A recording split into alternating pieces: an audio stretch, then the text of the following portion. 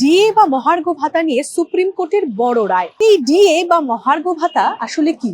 মহার্ঘ ভাতা হলো প্রথমে একজন কর্মচারীকে সরকারে বা আধা সরকারি সংস্থায় ঢুকলে তাকে একটা গ্রেড পে দেওয়া হয়, তার লেভেল অনুযায়ী তাকে একটা মাইনে আগের থেকেই ঠিক করা থাকে। সেই টাকার অঙ্কটি কিন্তু কোনো একটি ঐতিহাসিক সময়ে নির্ধারিত হয়েছিল। টাকার যখন প্রয়োজন বেশি হয়, কারণ জিনিসের দাম যখন বেড়ে যায়, তখন সেই মাইনে থেকে কিছুতেই পায় না। অতএব প্রায় 150 বছর আগের থেকেই ঠিক হয়ে গেছে যে সরকারি কর্মচারী সারা পৃথিবীতেই হয়, তাদের বেতনটি একদম ফিক্স রেখে বা যেটা পাওয়ার কথা তার উপরে যে তাকে একটা ডিয়ারনেস অ্যালাউন্স বা মহার্ঘ ভাতা দেওয়া হবে। তার মানে একটা লোক যদি 20,000 টাকা মাইনে পায়, 22,000 টাকা মাইনে পায়, সে গোড়াতেই যখন ঢুকছে তখন সে 10% মহার্ঘ ভাতা নিয়ে ঢুকছে।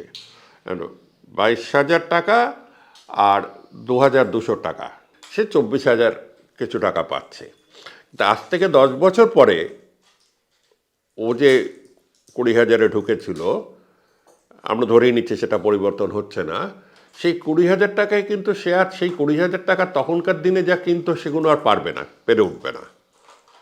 অতএব তখন তাকে মহার্ঘ ভাতা দিয়ে দিয়ে বছরে বছর বছরে বছর বাড়াতে হয়। কেন্দ্রীয় সরকার এমন একটা পর্যায়ে চলে যায় যেখানে বেসিক পের সাথে মহার্ঘ ভাতার এমনকি 70-80% অবধি বেড়েছে।